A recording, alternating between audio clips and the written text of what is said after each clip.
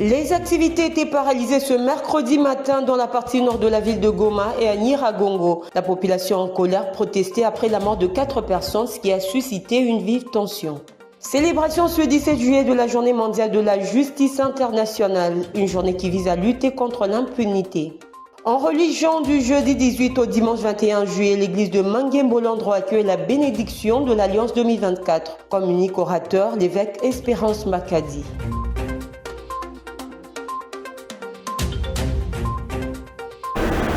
C'est pour nous un réel plaisir de vous retrouver pour vous informer. Madame, Monsieur, de partout vous nous rejoignez. Bonsoir et bienvenue. Sécurité pour commencer. Vive tension ce mercredi 17 juillet dans la partie nord de la ville de Goma, mais aussi à Turunga dans le territoire de Nyiragongo. Les barricades étaient placées sur l'axe Majengo-Kijiliwe pour empêcher toute circulation. La population en colère protestait après la mort d'au moins 4 personnes tuées à Turunga dans le groupement Minigi. Les activités ont finalement repris après l'intervention de la police. Suivez.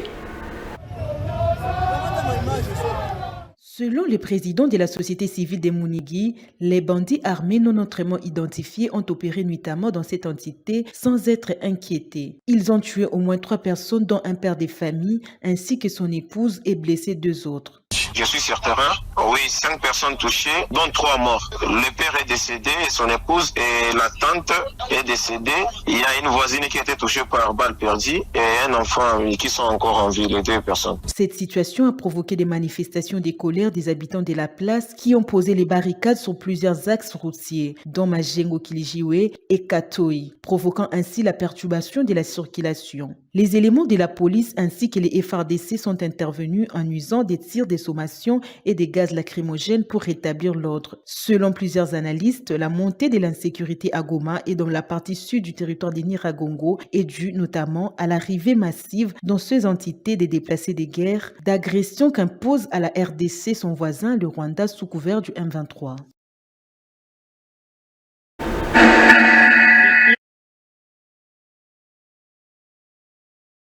Rwandais, tel que révélé dans le rapport des experts des Nations Unies, ne tardera pas. C'est la déclaration faite par le ministre de la Communication et des Médias sur le plateau de RFI. Patrick Mouyaya répondait aux questions d'une consoeur de cette station de radio le mardi 16 juillet. Le point nous est fait ici par Patrick Isobongisebokouma. Le porte-parole du gouvernement congolais continue à défendre la République comme il sait si bien le faire. En France, où il se trouve, Patrick Mouyaya a bien été l'invité de RFI. Répondant à la question sur l'avancée du M23 dans l'Est, l'homme du changement de narratif a tenu à situer les choses avant de parler des dispositifs mis en place pour mettre fin à cette guerre d'agression. D'abord, j'aurais voulu que vous puissiez dans votre question intégrer le fait que c'est l'armée rwandaise qui opère et que le rapport des Nations Unies qui est assez détaillé sur le sujet démontre clairement qu'il y a plus de militaires rwandais que des terroristes recrutés parfois dans des camps des réfugiés. Et il faut considérer aussi que nous sommes dans une guerre et que dans une guerre, évidemment, qui a à certaines phases où vous pouvez considérer que vous avez perdu une bataille, mais que la guerre, elle n'est pas perdue. Nous sommes dans un programme de montée en puissance de nos forces armées pour commencer, mais parce que vous parlez de nos alliés, notamment les forces de la SADC qui n'ont pas encore totalement achevé leur phase de déploiement. Il ne faut pas non plus oublier que nous sommes dans différents processus démocratiques, même si la motivation qui pousse le président Kagame dans ses aventures, c'est la poursuite de la filière minière, parce que la guerre est évidemment économique, mais il faut compter sur nous, sur nos forces pour remettre la sécurité dans toutes les parties qui ont été occupées. À la question de la présence de 4000 soldats rwandais sur le sol congolais, qui empêcherait la progression des militaires congolais et leurs alliés, Patrick Mouyaya est resté serein. Je ne saurais pas vous donner les détails opérationnels de ce qui se prépare, mais tout ce que je sais, c'est que notre armée monte en puissance et qu'il y a les forces, notamment celles de la SADC, qui sont en train de finaliser leur déploiement et que le moment venu, il y aura une réponse militaire, parce que c'est ceci en front, dans l'hypothèse où le Rwanda ne veut pas entendre la voix de la raison, parce que les filons miniers qui est à la base de ces aventures rwandaises justifient les déploiements massifs et les recrutements des enfants ou dans des camps de réfugiés, mais il y a des choses qui se préparent et qui feront l'objet des communications le moment venu. Voix officielle du gouvernement souminois, le ministre de la Communication et Médias continue sa campagne de communication à l'étranger. Bien que l'Ouganda ait été cité dans le rapport des experts des Nations Unies sur le soutien aux rebelles du M23, la RDC entend clarifier les choses avant de se décider. Pour l'heure, pas de rupture des relations diplomatiques, d'autant plus qu'on parlerait des individus. Réponse du porte-parole du gouvernement à la question lui posée sur RFI. Les détails avec Patrick Issou, encore une fois de plus. Réagissons à la question sur la participation de l'Ouganda aux côtés des rebelles du M23. Selon le rapport des experts des Nations Unies, le porte-parole du gouvernement de la RDC a clarifié les choses. D'abord, sur l'Ouganda, il faut savoir que les militaires ougandais sont tués à côté de nos militaires dans le combat contre les ADF dans la partie Grand Nord. Et nous avons plutôt enregistré de progrès de ce côté-là. Le rapport parle des mouvements, évidemment, qui se font en Ouganda, de l'implication de certains individus. Et pour ça, que ce soit au niveau militaire ou au niveau diplomatique, il y a des clarifications que nous avons demandées. Et il y a des contacts au niveau de notre diplomatie pour éclaircir ces zones d'ombre et pour lesquelles nous aurons une position claire et ferme. Ainsi donc, la République démocratique du Congo n'arrête pas pour l'heure sa coopération avec l'Ouganda, a fait savoir le ministre de la Communication et des Médias, en attendant de clarifier la situation. Clairement non, parce que les ADF constituent aussi une menace à la fois pour eux et pour nous. Et le moment venu, clarification sera faite. Il faut dire que le travail qu'abat l'homme du changement de narratif est suivi par plus d'un. La RDC ne soutient aucun groupe armé, surtout pas les FDLR. C'est un stratagème du Rwanda pour tenter de justifier la présence de ces soldats en RDC. C'est de cette manière que le ministre de la Communication et des Médias a répondu à la question sur le prétendu soutien de la RDC à ce groupe Hutu-Rwandais. Patrick Issou revient. À la question sur une prétendue collaboration entre l'armée congolaise et les groupes armés tels que les FDLR, le porte-parole du gouvernement de la République a invité les médias à faire très attention en parlant de collaboration. Ici, il faut faire très attention. Il n'y a pas de coopération stratégique définie entre notre armée et c'est les narratifs rwandais qui tendent à justifier une menace qui en réalité n'en est véritablement pas une et qui justifierait l'intrusion de 4000 hommes sur le territoire de la République démocratique du Congo. Nous, pour ce qui nous concerne de manière générale, lorsqu'il y a des responsabilités qui doivent être prises à notre niveau, nous le faisons. Je vous ai parlé d'un cas de général qui a été rappelé parce qu'il y avait des soupçons et nous continuons à faire le monitoring pour que aucun de nos officiers ne soit impliqué dans une quelconque initiative de ce genre. Parce que c'est ça la ligne de notre côté. Concernant une quelconque rencontre entre le président congolais Félix Tshisekedi et son homologue rwandais sous l'égide du président angolais, Patrick Mouyaya pense que, vu le contexte actuel, il ne serait pas opportun d'arriver à voir cette initiative aboutir. Et je ne suis pas sûr qu'une telle rencontre peut être d'actualité dans les circonstances actuelles, lorsque nous sommes en période de trêve. Mais vous avez vu des violations répétées du côté rwandais avec des bombes qui tombent sur des civils à Bweremana et qui tuent des enfants. Et dans ces conditions, c'est vraiment évidemment bien difficile de voir comment on peut avoir cette perspective. Mais l'idée ici, la feuille de route de Luanda qui trace les chemins qui doivent nous amener vers la paix prévoit à un certain moment qu'on y arrive. Ça veut dire qu'il y a toujours de contact qui s'est fait à un niveau plus bas, peut-être au niveau ministériel, ça passera par là forcément avant que ça n'aboutisse à un niveau présidentiel. Mais cela est conditionné. On ne peut pas penser à aller discuter en ayant autant des troupes rwandaises sur les territoires de la République démocratique du Congo. Donc il y a des préalables qui seront analysés au niveau du processus de Luanda, donc de la médiation angolaise, et qui pourra le moment venu dire si les conditions sont réunies pour la rencontre entre des chefs d'État. Rien à dire, le ministre congolais de la Communication et des Médias reste imperturbable dans la défense des intérêts de son pays, la République démocratique du Congo. Et cette information, en bref, le vice-premier ministre, ministre de la Défense nationale, séjourne depuis le mardi 16 juillet à Kwango. L'évolution de la situation sécuritaire dans cette partie du pays, précisément l'attaque des miliciens Mobondo, est l'objectif de sa mission. À son arrivée, le VPM Guy Kabombo a présidé le Conseil provincial de sécurité élargi. Je l'ai annoncé en titre, l'humanité célèbre le 17 juillet de chaque année la journée mondiale de la justice internationale, une journée qui lutte contre l'impunité. Le choix de la date marque l'anniversaire de l'adoption du statut de Rome le 17 juillet 1998. Affermi Vita, détail. La date commémore le 17 juillet 1998, jour d'adoption du statut de Rome, qui a permis la création de la Cour pénale internationale. Cette cour est la première institution judiciaire internationale indépendante qui juge des personnes accusées de l'une de 4 catégories de crimes: génocide, crimes de guerre, crimes d'agression et crimes contre l'humanité. Elle ne remplace pas les tribunaux des pays où le crime ont été perpétrés, mais elle est disponible en dernier recours lorsqu'un pays ne peut pas ou ne veut pas mener des enquêtes et poursuivre les auteurs. Entrée en activité en 2002, la CPI siège à La Haye et ne dépend pas des Nations Unies, à la différence d'autres tribunaux internationaux comme ceux où se sont tenus le procès de Nuremberg ou de Tokyo, ou encore ceux qui ont jugé des crimes contre l'humanité en ex-Yougoslavie ou au Rwanda. Cette cour est permanente depuis 1998. Près de 139 pays ont signé le traité de la Cour pénale et près de 80 États l'ont ratifié. Chaque année, des événements sont organisés dans le monde pour attirer l'attention sur des crimes graves, honorer des personnes qui se sentent consacrées à la défense des droits des victimes et promouvoir la justice pénale internationale, en particulier le soutien à la Cour pénale internationale. La Journée mondiale de la justice internationale promeut un procès équitable sans différenciation entre les peuples ou les pays.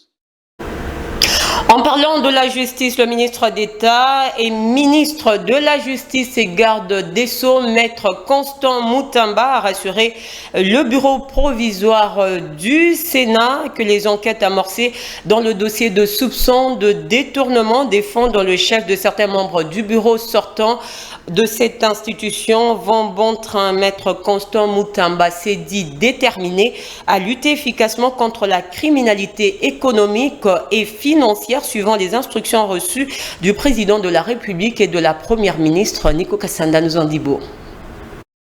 Déterminé à lutter efficacement contre la criminalité économique et financière en RDC, cheval de bataille du président de la République et de la première ministre, le ministre d'État et ministre de la Justice et garde des Sceaux, maître Constant Moutamba, s'est totalement impliqué sur le dossier faisant état des graves soupçons de détournement de fonds publics dans le chef de certains membres du bureau sortant du Sénat. C'est dans ces contextes que le patron de la justice congolaise a rassuré le bureau provisoire de la Chambre haute du Parlement des enquêtes amorcées qui demeurent inquisitoriales ou encore secrètes. Nous avons inscrit notre action sur la lutte contre la criminalité économique et financière sur la base des instructions que le chef de l'État, son Excellence Félix Tshisekedi, ainsi que la première ministre, son Excellence Judith Suminwa, nous ont dictées.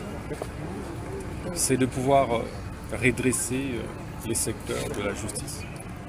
Et comme vous le savez, il y avait des bruits qui couraient sur le détournement des fonds par le bureau sortant du Sénat. Il était donc question pour nous d'assurer et rassurer le bureau provisoire des termes de l'enquête judiciaire que nous avons diligentée pour que le peuple congolais soit éclairé sur la photo qui a circulé et où nous avions vu des anciens sénateurs avec des briques d'argent sur la table. Le ministre d'État Constant Moutamba a souligné qu'il travaille suivant l'observance stricte des principes établis. C'est à l'issue des enquêtes qui sont jusque-là inquisitoriales que nous fixerons l'opinion sur les mesures urgentes et coercitives si les chefs qui seront pris. Nous respectons évidemment l'indépendance du pouvoir législatif.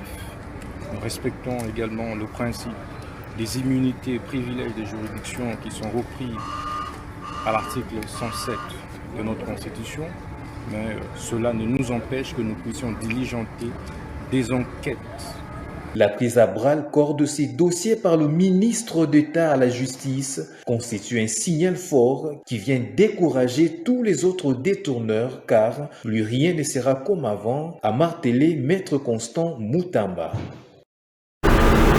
Le gouverneur du Kasaï central, Joseph Moïse Kamboulou, a déposé le mardi 16 juillet à l'Assemblée provinciale son programme quinquennal. Ce programme de l'exécutif provincial est chiffré à $1 milliard américains, a fermé Vita. Accompagné de son vice-gouverneur Job Kouindama et de quelques ministres provinciaux, le chef de l'exécutif provincial du Kasaï central, Joseph Moïse Kamboulou, a déposé le mardi 16 juillet son programme d'action au bureau de l'Assemblée provinciale. Nous avons procédé au dépôt de notre plan d'action en accord avec les dispositions constitutionnelles en vigueur dans l'attente de sa présentation officielle devant l'Assemblée provinciale, a déclaré le gouverneur au sorti du dépôt de son programme. Estimé à $1 434 996 000 américains pour 5 ans, ce programme d'action comporte 5 piliers, à savoir la valorisation du capital humain, le développement social et culturel, le renforcement de la bonne gouvernance, la restauration de l'autorité de l'État et la consolidation de la paix, la consolidation de la croissance économique, la diversification et la transformation de l'économie, l'aménagement du territoire, la reconstruction et la modernisation des infrastructures et enfin, la protection de l'environnement, la lutte contre le changement climatique, le développement durable et l'équité. Signalons que les contenus détaillés de ce programme sera présenté aux élus provinciaux à l'Assemblée plénière prévue le jeudi 18 juillet prochain. Religion à présent, bénédiction de l'Alliance 2024 à Manguembo, Londres, c'est du jeudi 18 au dimanche 21 juillet. Un seul orateur pour cette session, l'évêque Espérance Mbakadi, surintendant général de la communauté charismatique de Manguembo. Les peuples de Dieu de l'Europe et des environs sont conviés à prendre part à cet événement. Le pasteur titulaire de Manguembo, Londres, lance ici l'invitation. Les propos du révérend Augustin Bona sont recueillis pour vous par Rachel Adasaliwala. The Church of Mangembo presents Benal UK 2024, The Blessing of the Covenant. From the 18th to the 21st of July 2024, starting from 5 p.m. Je vais pouvoir vous rappeler, vous dire, du 18 au 21, la bénale, la bénédiction de l'Alliance aura lieu. Alors voilà, moi et mon équipe, nous sommes vraiment prêts pour pouvoir vous accueillir. Amen. C'est un événement à ne pas rater. Nous avons un prédicateur et un enseignant très spécial. Je parle de l'évêque Espérance Mbakadi.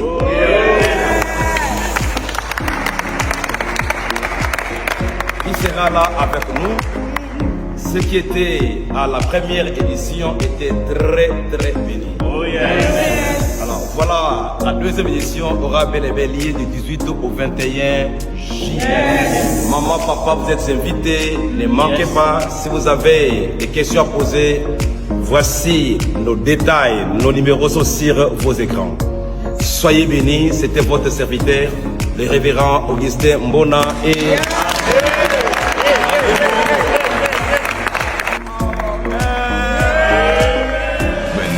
UK from the 18th to the 21st of July 2024. See you there.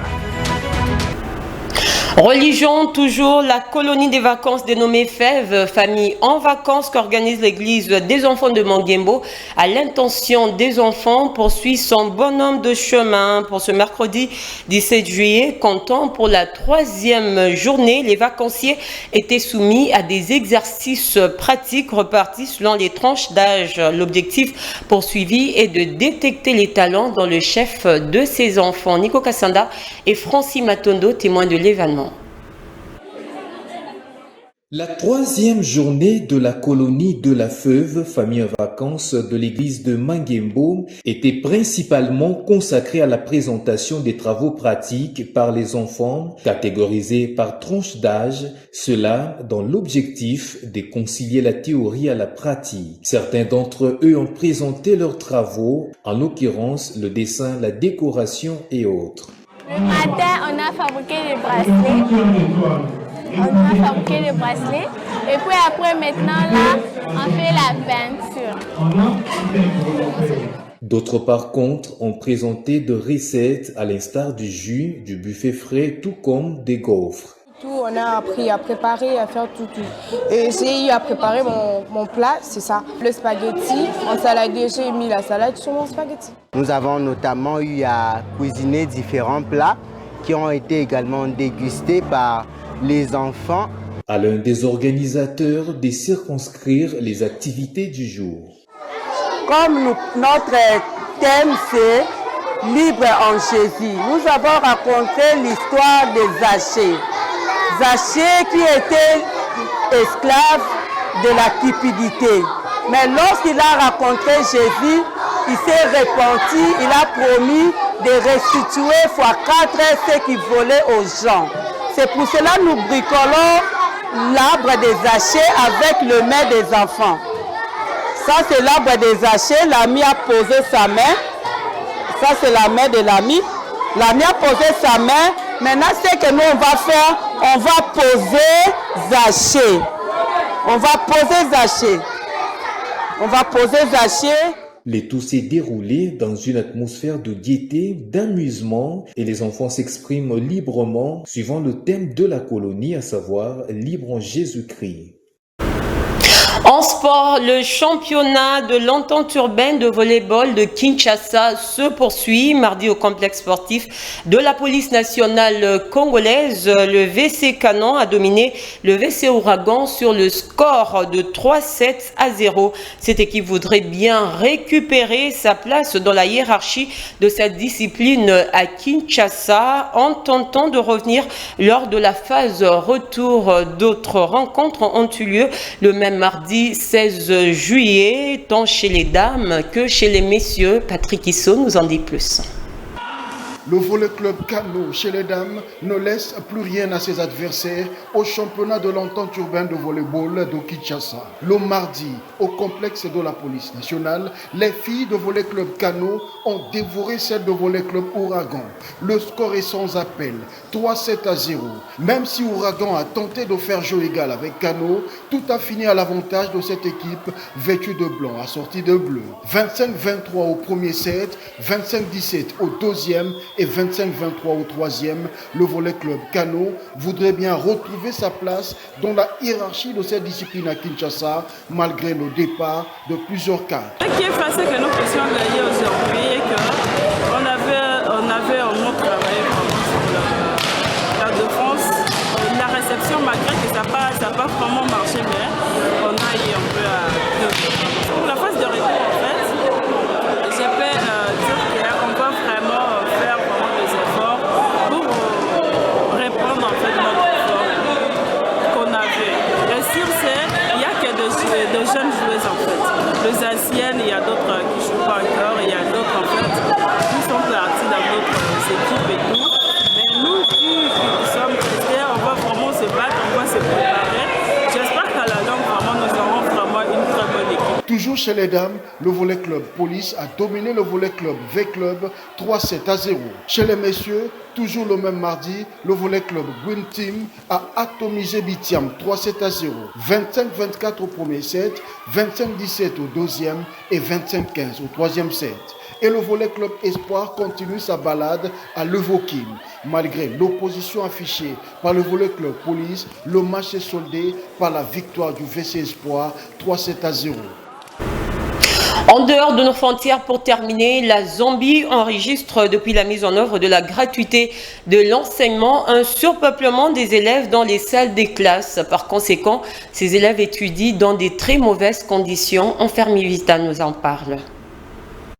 Trouver une place assise en arrivant à l'école est un défi pour de nombreux élèves en Zambie. Le manque d'équipement oblige certains apprenants à s'asseoir par terre. Au sud-ouest de Lusaka, la capitale du pays, dans une salle de classe, 75 garçons et 85 filles sont entassés dans un espace qui ne pourrait accueillir confortablement que 30 élèves. Depuis 2021, 2 millions d'enfants supplémentaires peuvent aller dans les écoles primaires et secondaires publiques sans avoir à payer des frais de scolarité. La Zambie a investi Plus d'1 milliard de dollars dans le secteur de l'éducation depuis l'introduction de l'enseignement gratuit. Mais sans investissement suffisant dans les infrastructures, les experts affirment que la surpopulation menace désormais la qualité de l'éducation. Pour répondre aux défis créés par la gratuité de l'éducation, le gouvernement a annoncé son intention de construire plus de 170 nouvelles écoles et s'est engagé à recruter 5500 nouveaux enseignants d'ici 2026, dont 37 000 ont déjà été embauchés. L'augmentation du nombre d'apprenants se reflète dans toute l'Afrique subsaharienne où le nombre d'enfants scolarisés est plus élevé que jamais, indique l'UNICEF. Ainsi prend fin ce journal. En voici le rappel des grands titres. Les activités étaient paralysées ce mercredi matin dans la partie nord de la ville de Goma et à Nyiragongo. La population en colère protestait après la mort de 4 personnes, ce qui a suscité une vive tension. Célébration ce 17 juillet de la Journée mondiale de la justice internationale, une journée qui vise à lutter contre l'impunité. En religion, du jeudi 18 au dimanche 21 juillet, l'église de Mangembo-Landro accueille la bénédiction de l'Alliance 2024. Comme unique orateur, l'évêque Espérance Makadi.